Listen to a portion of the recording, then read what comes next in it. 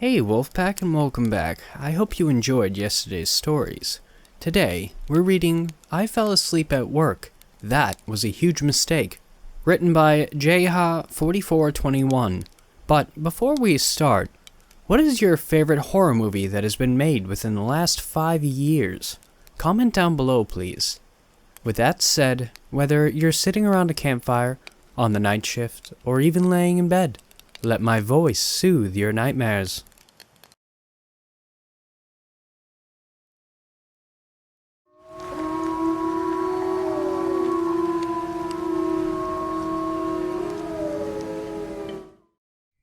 I fell asleep at work a week ago. Usually, this isn't a big deal. I work at a biolab, and the job has a lot of downtime. I was currently tasked with a thermo experiment dealing with a new strain of the IAV virus, common flu, and was attempting to study how temperature changes in the environment relate to population growth of the virus. I say new strain, but really, it's a seasonal virus. I'm a virologist, but the complex I work at relates to bioresearch of all different kinds of organisms.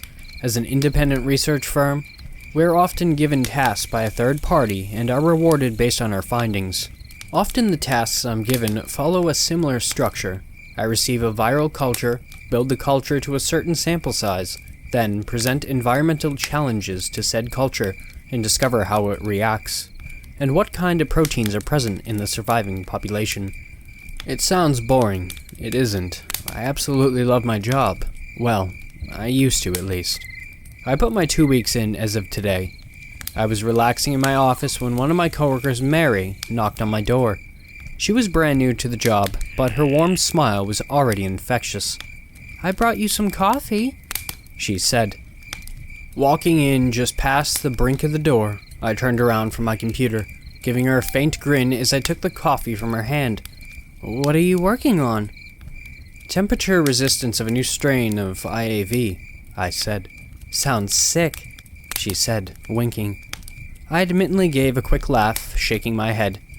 The culture I treated yesterday was displaying some very interesting properties. The ones that survived the heating process seemed to have a different genome from the others. I've been tracking this evolutionary process, of course, but it's almost as if the virus is undergoing a radical divergent evolution. The ones that survived are developing a new protein coat, and their RNA is already showing significant adjustments compared to the parent batch. "That sounds exciting," she said. "Wanna help?" I saw the light fade from her eyes, and she turned down at the floor. "I actually just received a package I've been looking forward to this morning." "Is that so?" "It's from a biopreservation company working in the Amazon. They sent a sample up that they want me to look at." She paused, and I could see the words forming in her mind before she said anything. "But if you find anything cool or just want to stop by, I'm next door."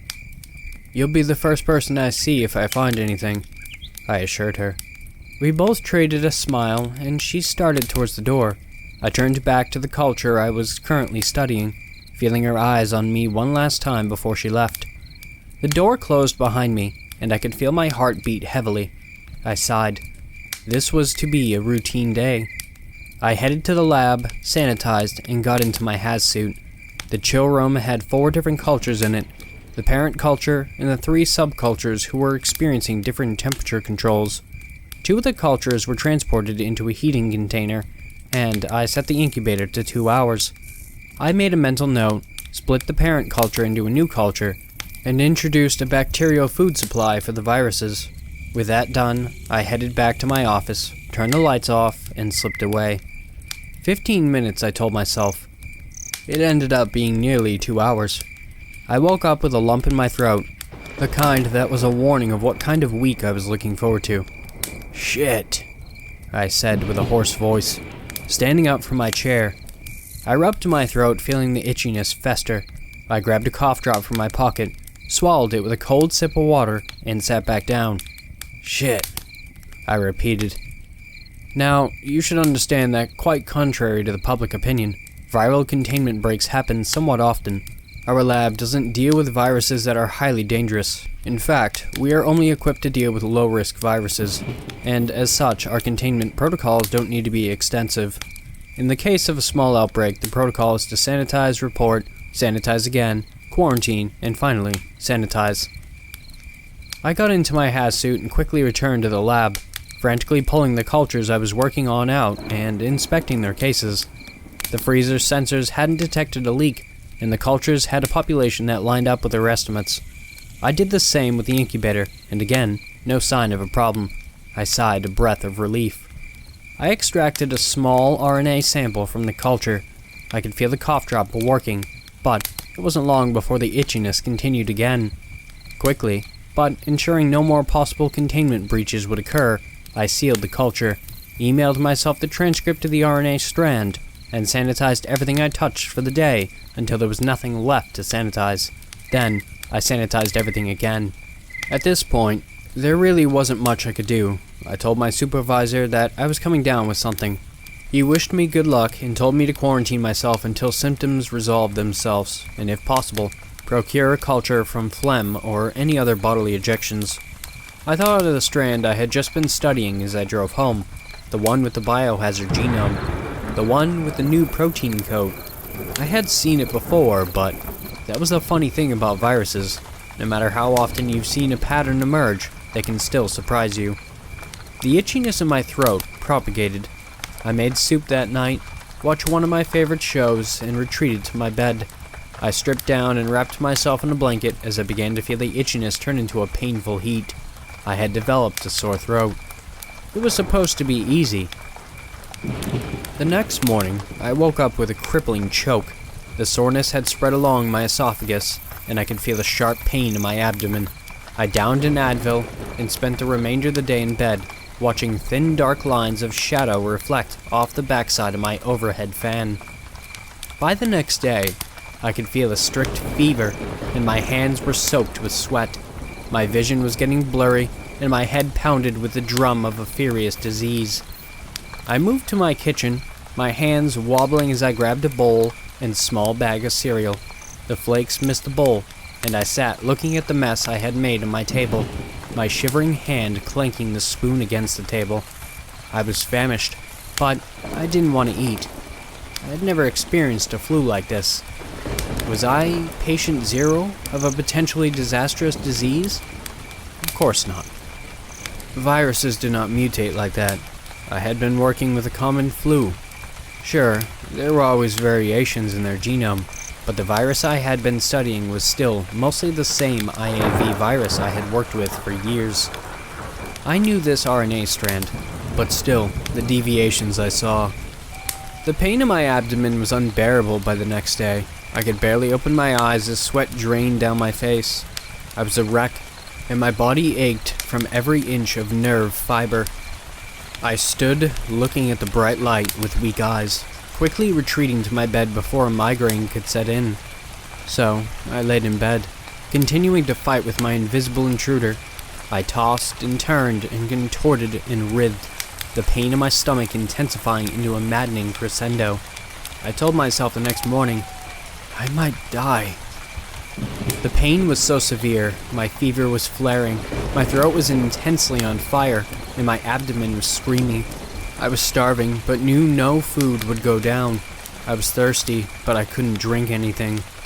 The illness only waned slightly in the evening, when the quiet hours of evening were interrupted by a surprising phone call. Hello? I said, feeling the tightness in my head as the fever intensified. Are you okay?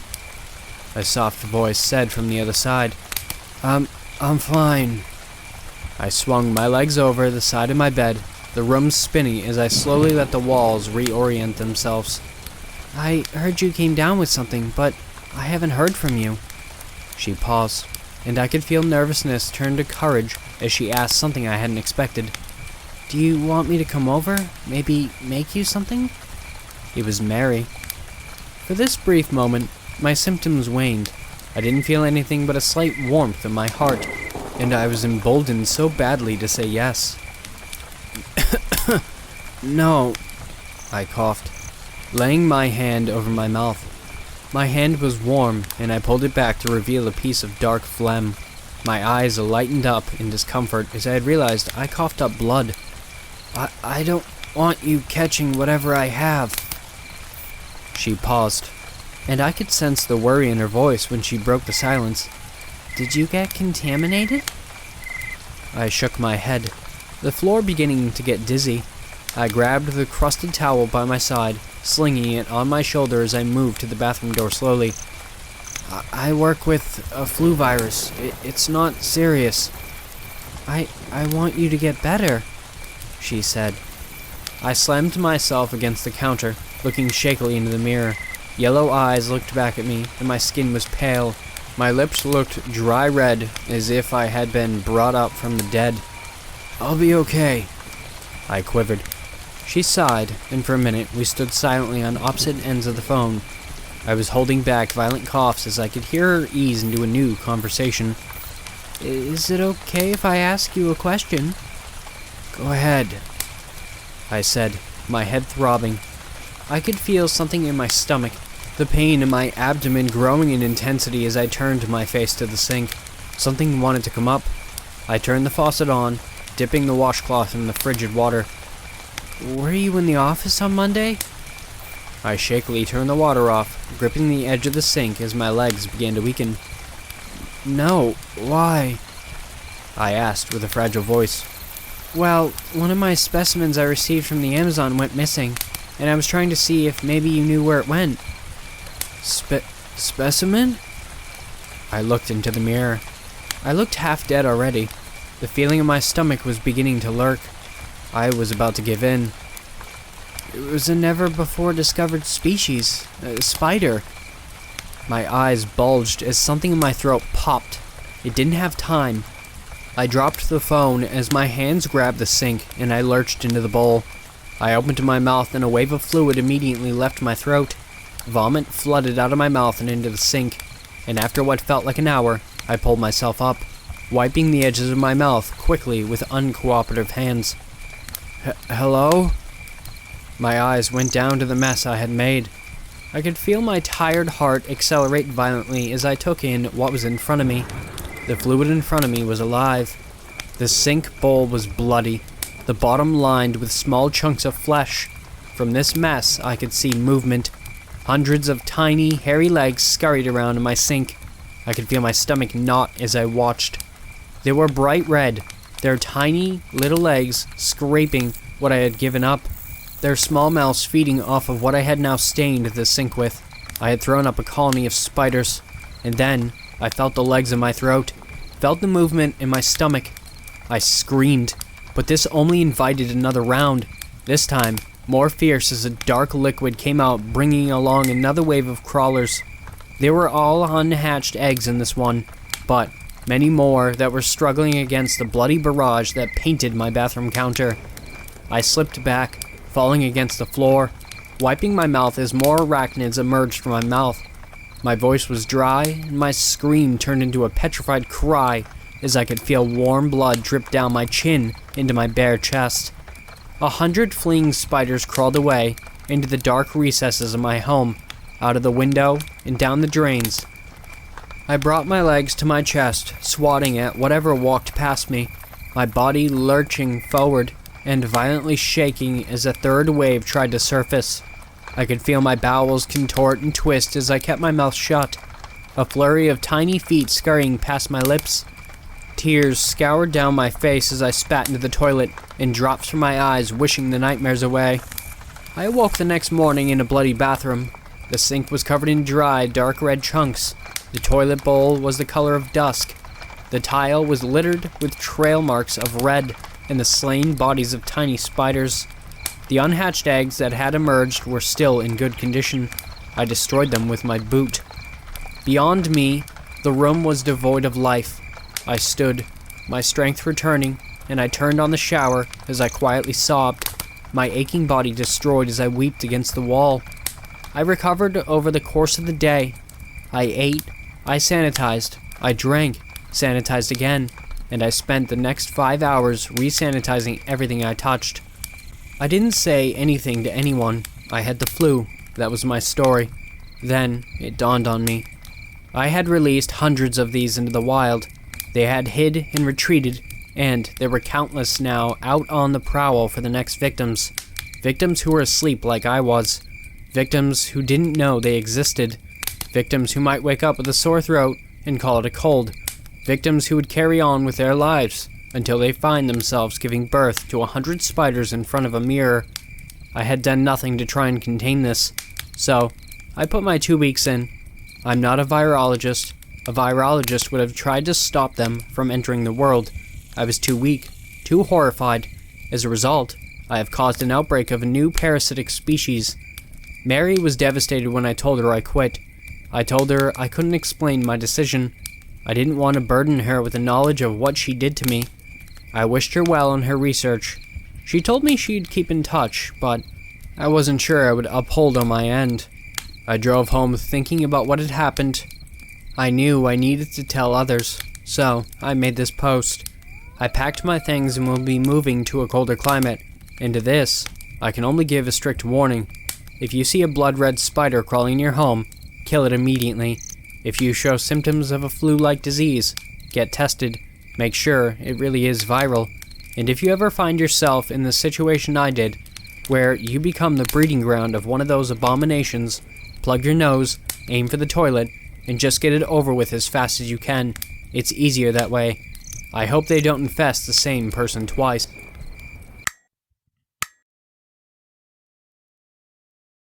Thanks for listening, Wolfpack. If you want to submit your own story, the links for my email and subreddit will be down below. I've also created a Discord, so if you want to join that, the link will be in the description down below as well.